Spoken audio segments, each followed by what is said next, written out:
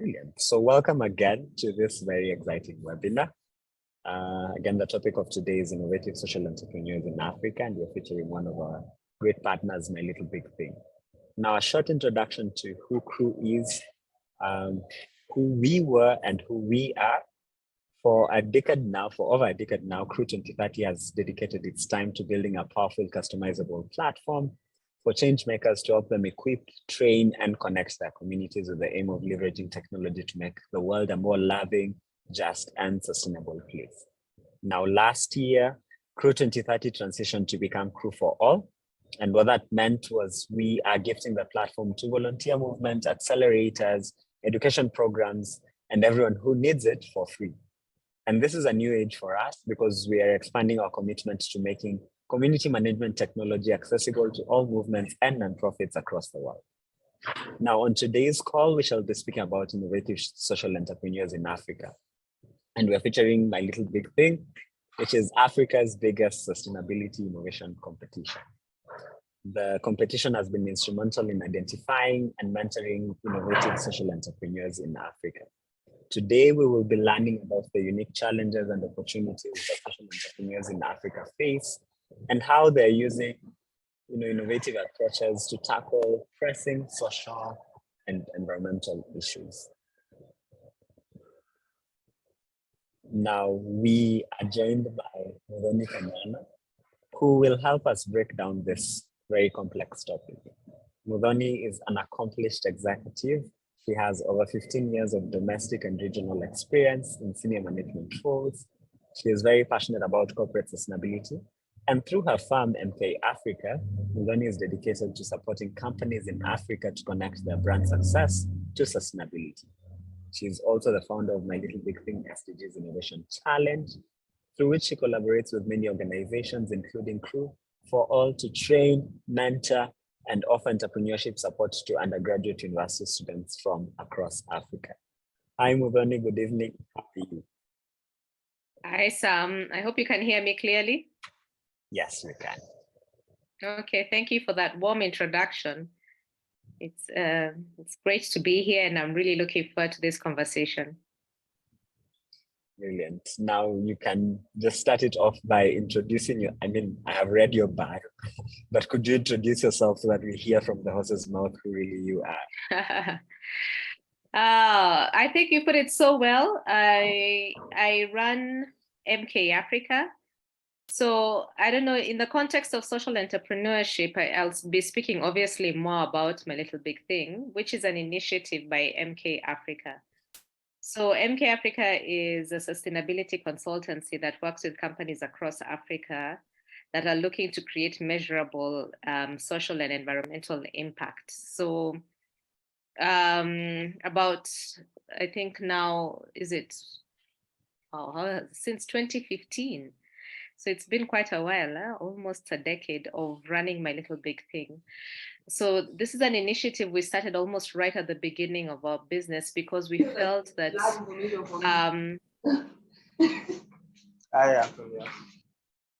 despite wanting to continue to run our consulting business, we also wanted to impact young people.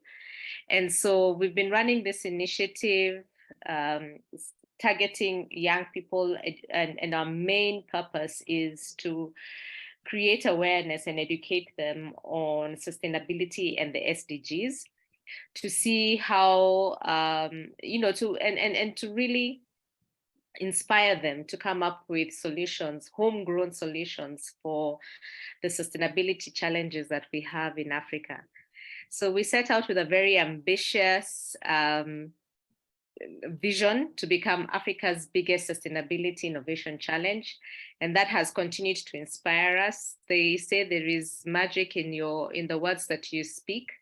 When we started off, we were just working with youth from Kenya, but over the last few years, we've had the privilege of running the design challenge with youth from across Africa. So really, in a sense, we are becoming Africa's biggest sustainability innovation challenge. So brilliant. Yeah, that sort of introduces you and My Little Big Thing quite well. But I've also had the pleasure of listening to the My Little Big Thing, um, the story of how it started and who inspired you. And I think that is such an inspiring, story to also share. So could you share that as well and how you came about with the name also? Yeah, the name My Little Big Thing is certainly not unique to us. It's inspired by the late Nobel laureate, Wangari Maathai. And anyone who knows about Wangari Maathai, I hope you've all read her book, Unbowed, or are planning to, knows that her little thing was planting trees. And so just the fact that this little thing of hers got her to winning a Nobel Peace Prize and really putting her work on the global map. And through a simple thing like planting trees. I mean, she's left a legacy where up to today, I think if you ask Kenyans what sustainability means or what caring for the environment means, their first instinct is to plant trees. I personally know so many Kenyans who plant trees out of their own personal as their own personal CSR every year. So, I mean, the lasting impact of her work is being felt years after she passed away. So that was a huge inspiration for us, and we wanted to have the same kind of inspiration being felt across generations. You know, some and other young people who may be on this call may not remember Wangari Maathai as clearly as some of us do. And in another few years, she'll really be, this is somebody we saw on TV being beaten and really fighting and for the rights of the environment, I don't know whether that's the correct English term, but fighting for what she believed in. And so that's what would like every young person who we interact with through My Little Big Thing, to have the same simplicity of thought, that you can develop a simple idea into a big solution that will benefit the community for years to come. And so that's the inspiration behind the name My Little Big Thing. Now, there seems to be a lot of thought that you put into, the work and even gearing it towards becoming Africa's biggest sustainability innovation challenge. So could you walk us through your personal journey getting into the sustainability space? How was that like?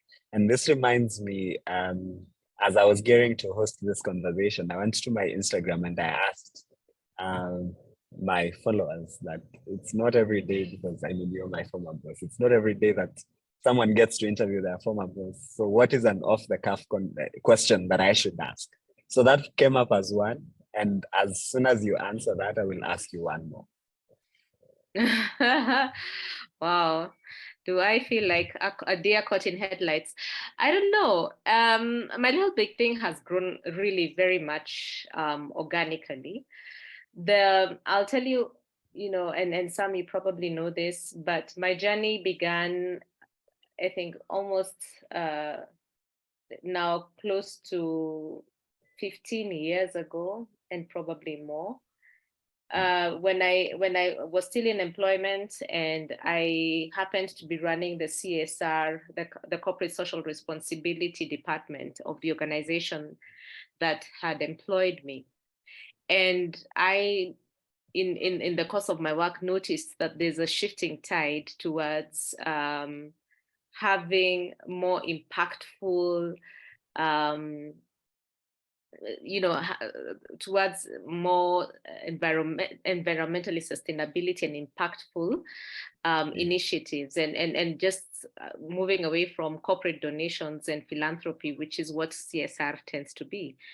And so I was very privileged that during that, as I was noticing this happening, I also happened to have a chance meeting or invitation to attend a sustainability report launch for Safaricom.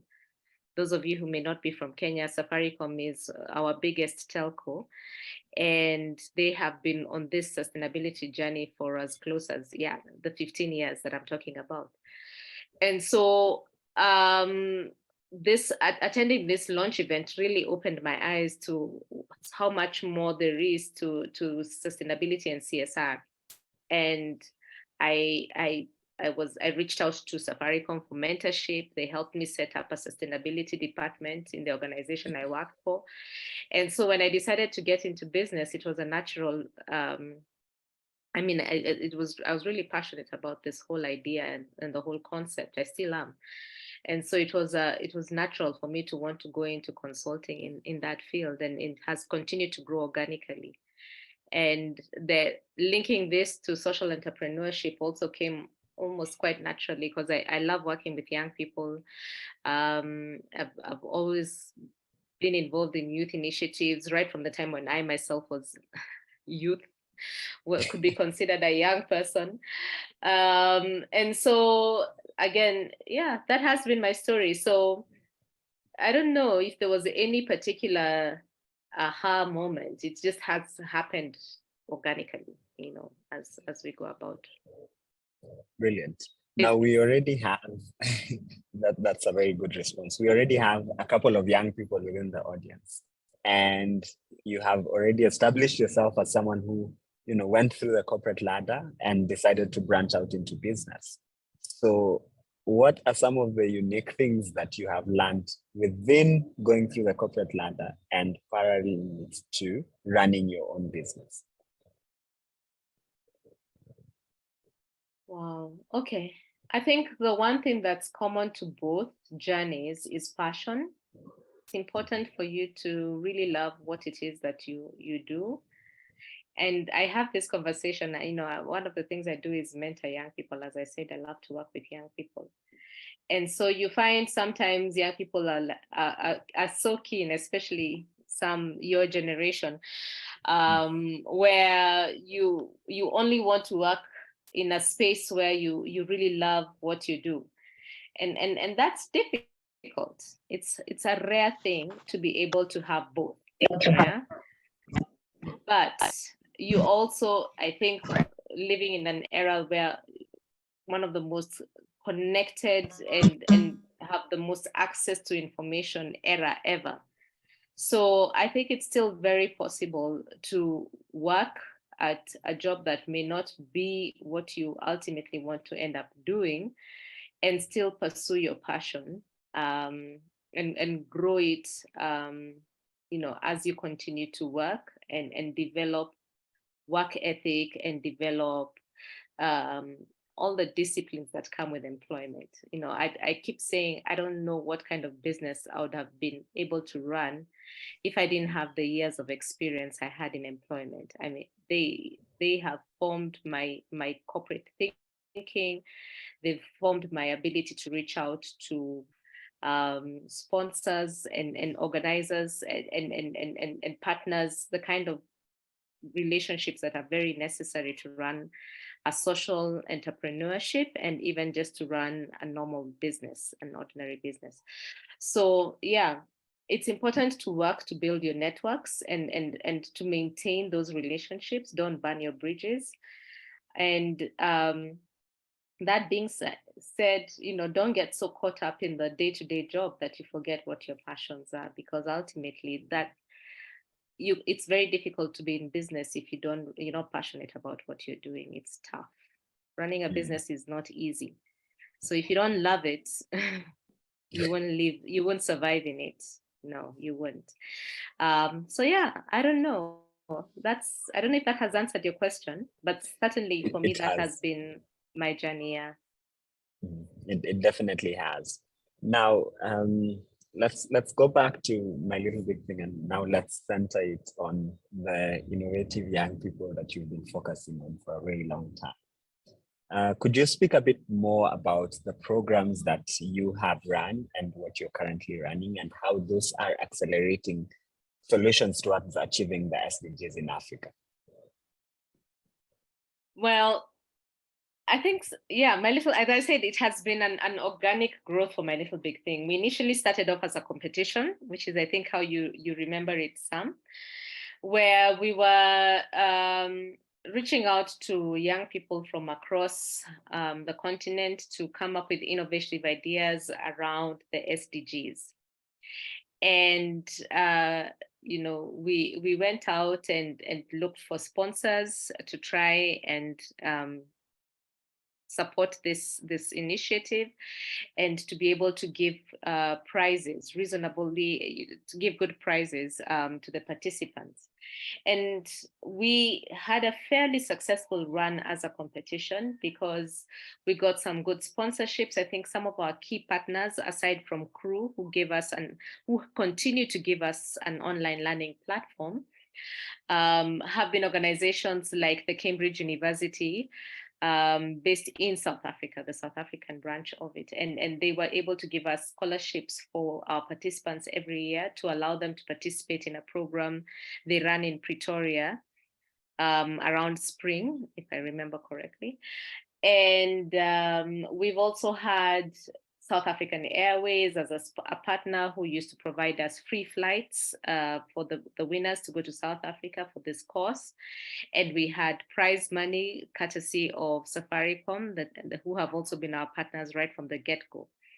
So running as a competition was exciting because we were not only educating young people on SDGs and sustainability, which we do through the Crew 2030 platform, but we were also exposing them to a world beyond their borders when they get to travel to go to South Africa and interact with sustainability professionals when attending this course by Cambridge, and also when they got to actually see businesses. I think some, you were in the initial lot, you went to P&G South Africa, you were able to see how they run circularity or include circularity in their manufacturing process. I mean, that's an eye-opening experience even for somebody who is in business. So it was really a great opportunity for us. COVID, however, made us to rethink how we were doing things because everything went into lockdown, and we switched online. And we are so grateful to have Crew 2030 as a partner who supported us during that time, because we were able to continue running our programs. And in fact, I think around the time COVID broke out is at the same time we had just signed on with Crew 2030, and we needed to quickly remodel our business or how we do things at My Little Big Thing, and switch online because we're in the middle of a program we were doing for the Young Africa Leaders Initiative YALI in East Africa. And so post-COVID, we've continued to run it as an online challenge, but we've also made it stopped running it as a competition, but more as a design challenge that we now offer to solve solutions for our consulting business, thus creating more synergy between what MK Africa does and what My Little Big Thing is about. So we find that some of our business partners through MK Africa are looking for solutions for their material sustainability issues. They're looking for innovative solutions. And so what we do is through the My Little Big Thing challenge, incorporate young people, reach out to young people who can be able to participate in a design challenge using the design thinking curriculum to come up with innovations. So that's the, I don't know, I'm trying to summarize it so that I don't go on, and I don't want to lose people, but I hope that's clear. Yeah, that's a brilliant summary. And because it also fits into my next question, which you can speak a little bit more on, which was going to be how you ideally identify and select solutions that the organization supports, or that My Little Big Thing supports. Now, you have spoken about how the solution process is now with the design challenges and so on. So could you think back to the number of times that you ran it as a competition? How did you use to identify and select the solutions that My Little Big Thing would support? What is the criteria, looking at the potential impact, sustainability, scalability, and so on? What are the kind of criteria that My Little Big Thing used to look at? Okay, so primarily when we ran as a competition, we focused on the Sustainable Development Goals. And so we were looking for ideas that, and what we did is actually group the SDGs into the 5 pillars. And so, for example, we'd look at people-related SDGs and run a competition around those. And so with those specific SDGs, what we were looking to see is how the ideas that were being presented by the young people were speaking to the indicators for the SDGs that we were focused on. And it's a very, it's exciting how simplicity can be able to translate into innovation, because all we needed young people to do is understand these SDGs, and that's what we did through the Crew 2030, what we still do through the Crew 2030 platform, where we have a curriculum where we introduce them to the SDGs. We give them case studies that contextualize to our continent here in Africa. And we spent some time sort of just going deeper into discussions as to what these SDGs meant, and when it was a competition, and even now, what these SDGs mean for them. And then now thereafter, give them an opportunity to go back to their initial idea that they submitted when they came into the competition, and now see how they can refine it and then test it with their community, something we call community immersion. And from that, the feedback they get from their prototypes from the community, iterate on their innovations and then present that to a panel of judges. A very simple concept, but one that has over the years been able to open our eyes to just how simple some of the solutions that are available to us can be, and just what wealth of creativity there is in this market, or on this continent among our young people. So, but for now, we have more curated sort of sustainability topics. We still deal, in fact, we're just about to launch the 2023 SDGs challenge for Safaricom. And so we still focus very much on the SDGs, but we've also expanded it to look at specific sustainability topics. We've spent quite some time tackling the issue of waste and circularity. We are also just about to launch a My Little Big Thing challenge around energy and the energy crisis in Africa. So we now work more towards meeting specific client needs and inspiring young people to think innovatively around those needs. Brilliant.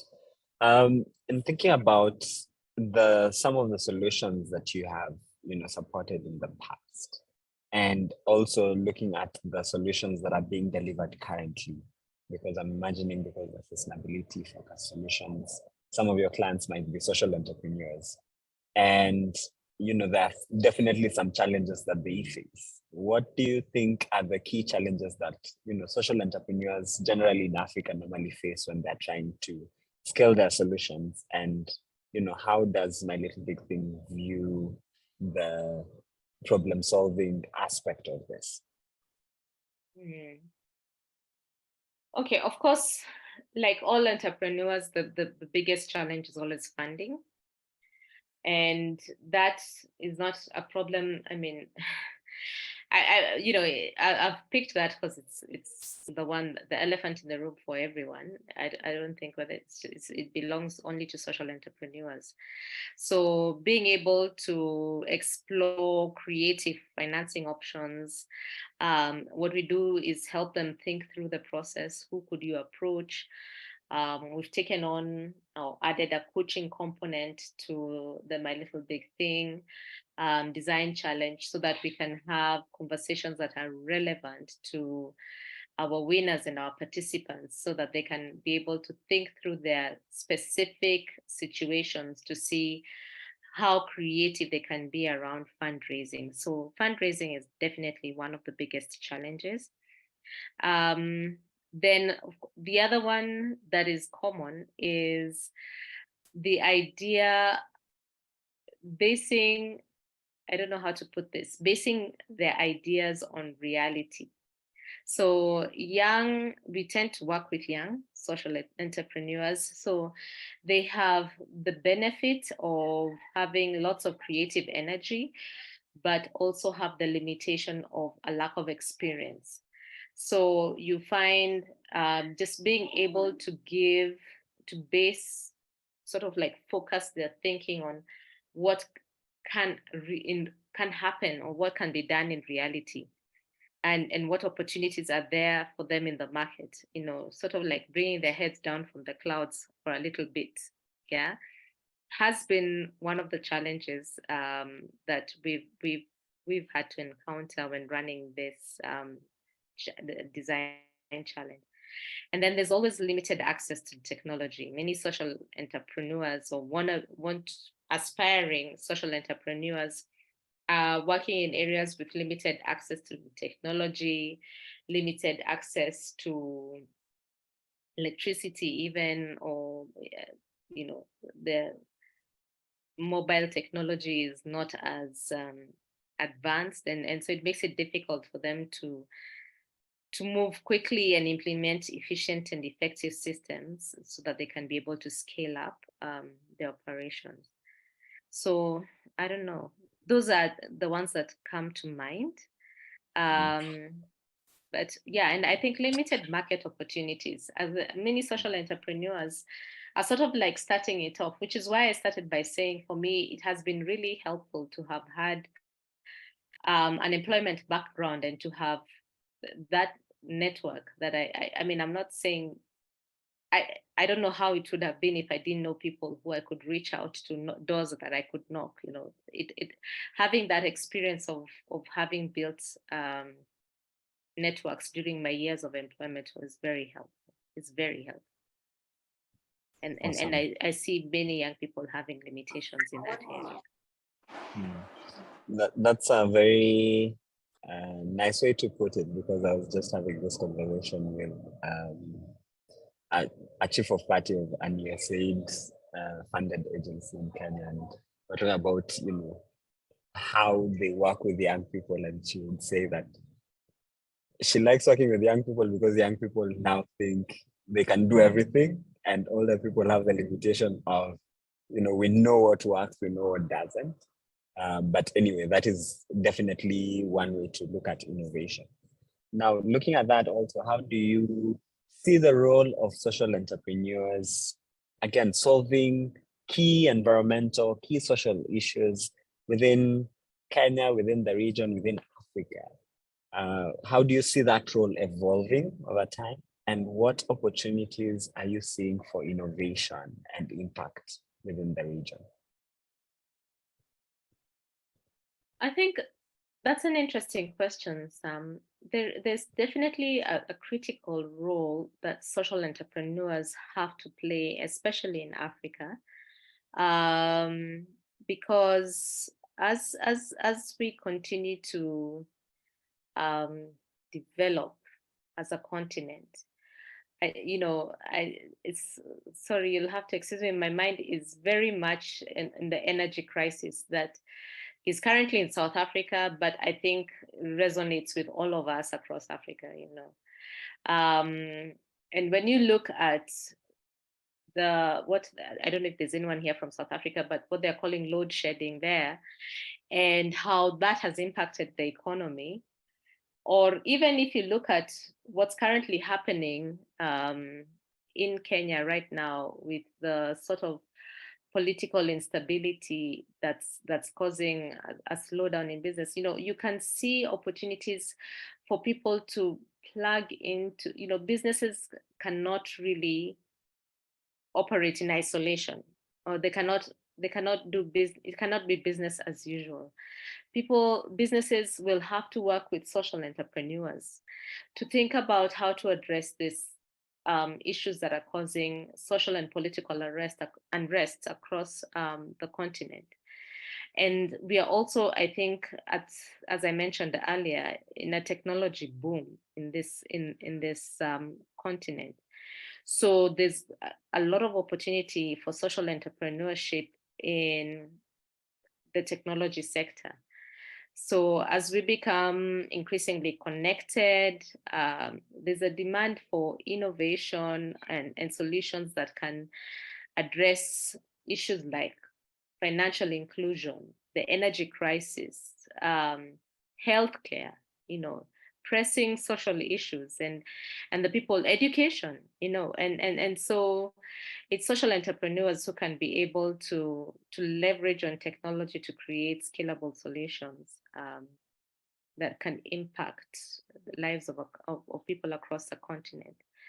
So, I see so many opportunities, and technology is certainly a platform for that. There's climate change, energy access, waste management. I mean, these are waste management. These are all humongous problems that are facing us on this continent that need social solutions, social entrepreneurship to come in and be able to make that difference. Awesome. Allow me to punctuate this conversation because you brought in a very interesting topic around the energy crisis that's happening in South Africa. We actually have a participant from South Africa, Lila. If you can unmute and actually share what that energy crisis is, what is your experience as a South African, as a young South African, and what you see could be the potential of social innovation in solving this. Thank you, sir, for this opportunity. Thank you, and Madam Mutoni, for the wonderful presentation. I'm also passionate about the planting of trees. So as you were speaking, I got to get some few ideas to implement them. So yes, in South Africa, we do have a problem of load shedding. So load shedding is basically the shortage of electricity. So usually we have this like they make the electricity they have times where they give us electricity, and there's certain times where we do not have electricity. So basically it's a problem in our country because a lot of businesses, they have to close down during those times where there is no electricity, and it affects so many businesses because some they need electricity to survive. For an example, in the business sector of the broiler sector where they are selling chickens, so these kind of chickens, like they need special care. So whenever electricity goes off for like 2 hours, 3 hours, or more than that, they get to suffer. There was even like in the news that there was a company that is selling chickens. So because of the problem of electricity, so many of the chickens, they got to die. So, and that is a loss to the business. So it affects so many businesses because they cannot be able to function, and as well it affects as well the economy of the country. So it's a huge problem. So it needs, indeed, as Madam Mutoni has said, because it needs social entrepreneurs to think out of the box, and I think like we can implement like such as like solar energy and other renewable sources of energy to sustain businesses. Thank you. Awesome. Thank you very much, Lila, for providing us with that context and that explanation. It is very interesting to hear some of the very dynamic challenges that we face as an African continent. I've been in a forum today where we're talking about Kenya as a hub or as a gateway to economic recovery for the East African community. And one of the reasons that Kenya would be best placed to do that is because 93% of our electricity is coming from renewables. And it's interesting to see that a country not so far away from us is facing a totally dynamic and a totally different challenge. So Mudhoni, let me come to you. There has been a lot of success within the My Little Big Thing story, from young entrepreneurs that have come in, been mentored, or have gotten training, have gotten any other kind of support. Do you mind sharing, a couple of stories from the, some of the best stories that you have from the time My Little Big Thing started, and that could also include some of the best innovations, some of the best solutions that have been given to the clients of NK Africa. Wow, Sam, that's so interesting. I have so many. I mean, yeah, I think every My Little Big Thing edition has its own unique and wonderful experience. So I don't know if I can pinpoint any one particular story. I certainly feel like the heady days of a pre-COVID, where we used to send young people to South Africa for this course, and just seeing that excitement and the joy of the experience was certainly so rewarding for me. And even just to see what those young people have then done thereafter, with their ideas, and how they continue to struggle to make an impact, because it's a struggle. Entrepreneurship, whether it's social or in any form, it requires a lot of hard work, and to see that work ethic evolving in them has been rewarding. We had a stint where I think Sam, at that point, we were still, you were still with My Little Big Thing, where we launched SDGs clubs in universities. And we had a very vibrant SDG club at Kenyatta University that has also been quite exciting. And I don't know, there's just been, it's been a journey, I think. Just the fact that you go full circle, putting in all this, every idea that you think about, how do I make this even better? How do I make it more exciting for young people to participate? How do I make it more lasting? And how do I have a more lasting impact? So I think I mentioned it in passing earlier. We've added a coaching component to the My Little Big Thing challenge, and that also has been quite exciting, because now we are starting to see real homegrown solution and real homegrown thinking with the young people who we are working with, because they're forced to put their thinking caps on and really focus their ideas and their solutions on things that are the reality that they are living in. So rather than coming up with these grand ideas, that are good, but maybe not very workable, they're now thinking about solutions that apply really to what they can do, even if it means that they only end up doing impacting 10 people in their community. There's impact, whereas as opposed to an idea that's on paper. So anyway, so the stories have been wonderful. I think there's some, I remember there's Winfred Buya, who started an Empower Her initiative, and she was coming up with this, she had this idea or this program where she was helping providing creche services for university girls who became pregnant while still in school. And this idea has evolved to see, she's now committed to empowering women even after leaving university to participate fully in society.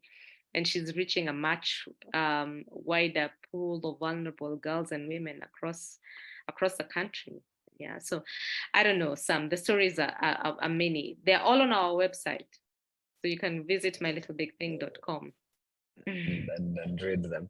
Yeah, I would like to add on Buya's story. And what is interesting, I was in the same cohort as Buya, so it's almost natural that I would know the story. What is interesting is, many years later, she now no longer actively runs the enterprise herself. It is now fully grown that other people are able to run. I am also, drawn to talk about Amos's story of Eco Create and Innovate. And, at the time we were going to South Africa as young people, we had no clue of, what that could turn out.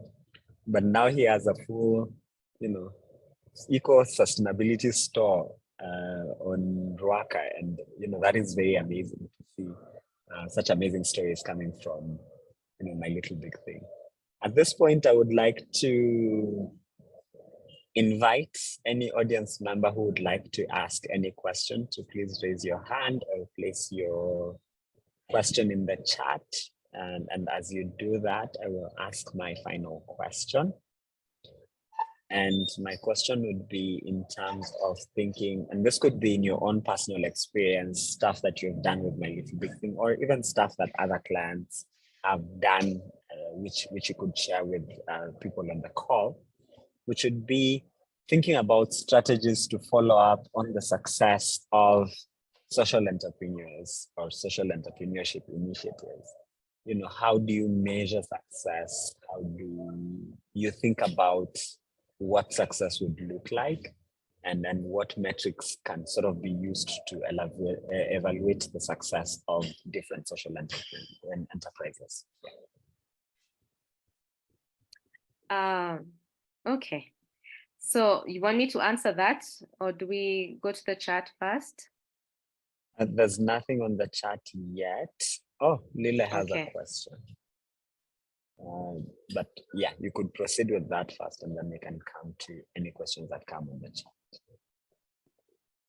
So measuring social entrepreneurs' success, I think it's really the bottom line is impact. You have to really keep a keen eye on the numbers in terms of what value are you creating through your business or your enterprise.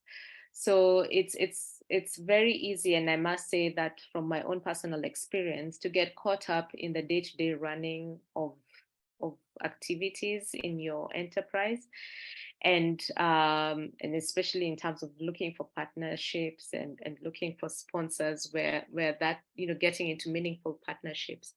So and that's another measure of success, because you can't do it all. There's as you know, some and I think across the board for any social entrepreneur is that the need is great.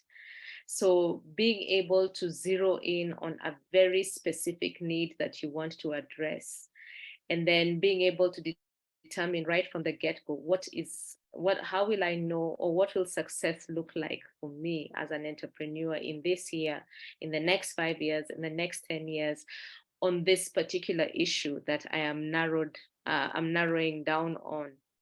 And being able to define that for yourself, for your business, and for your partners is very important. And then, as I said, as I was trying to alluding to, getting into very meaningful partnerships and that speak directly into the impact that you're trying to make is also very important, because it's easy and it's to get carried away into wanting to get into partnerships because you need the support.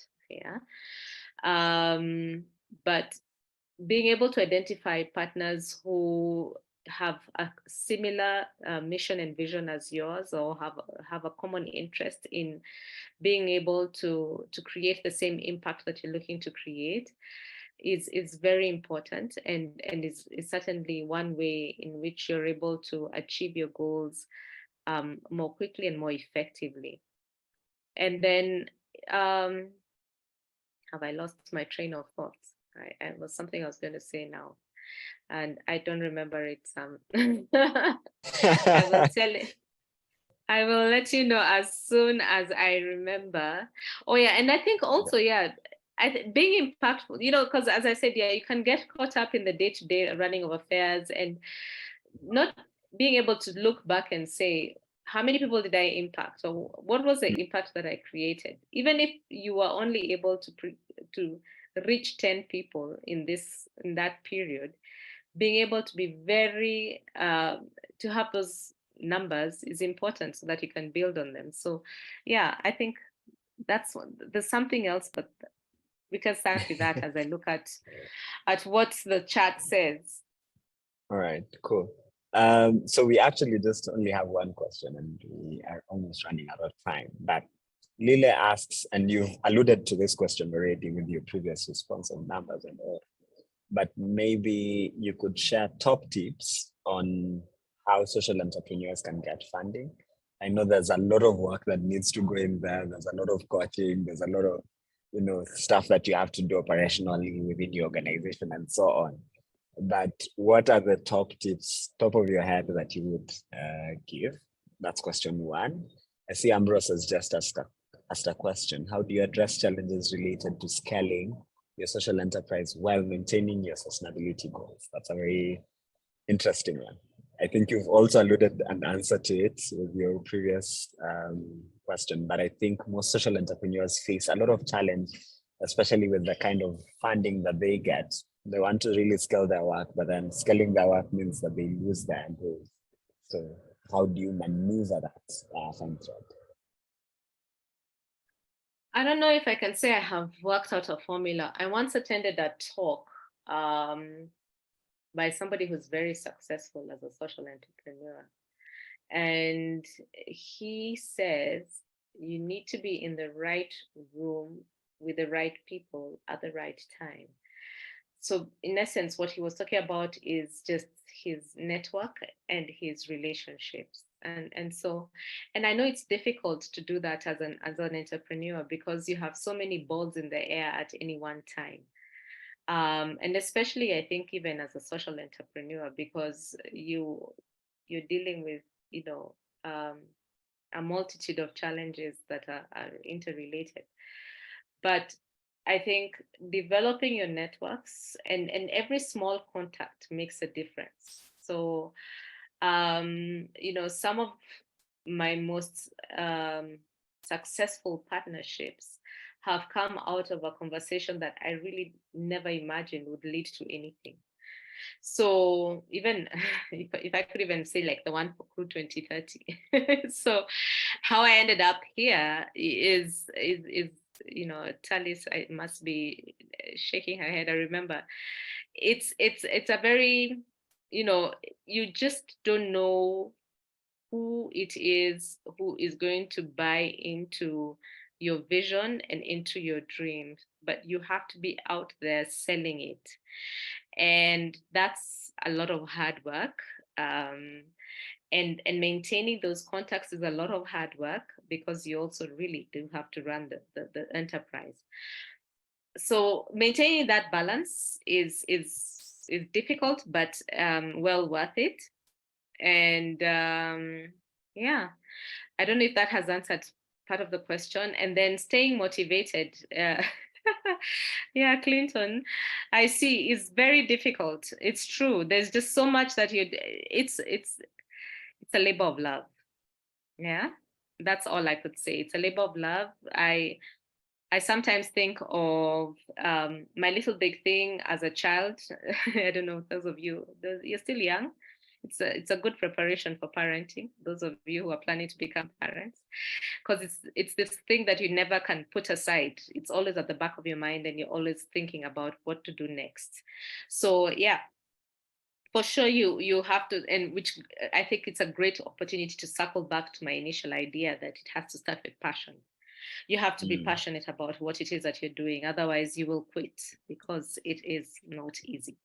So it's a labor of love, but passion fuels it. Brilliant. Thank you very much. And as a friend of mine normally says, it's a lot.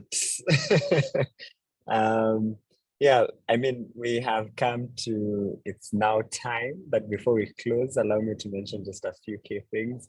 A big thank you to My Little Big Thing and a big thank you to you, Muthoni, for honoring our invite.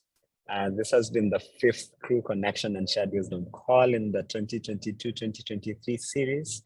And we shall be hosting our next call sometime in April, towards the end of April, which shall be with Seeds of Fortune around securing education and employment pathways for women of color.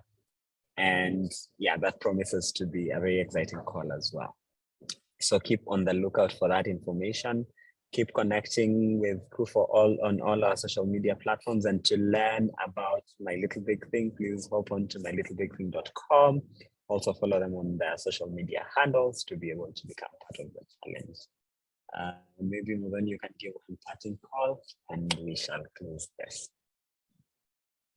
My parting shot is please welcome, join our community. We'd love to have you on board. You can certainly find us on the Crew 2030 platform and see more about what we do. I don't think we got a chance to share that, but we are on the Crew 2030 platform, which I hope everybody else here is. And yeah, we look forward to growing on this journey together. So, and you can also find us on mylittlebigthing.com. Awesome. Thank you very, very much. And thank you everyone for attending the call. Until next time, goodbye. Have a good morning, Bye-bye. good evening, good night from wherever you are. Thank you. Thank Thank you. you. Thank you, everyone. Thank you, Bye-bye. Sam.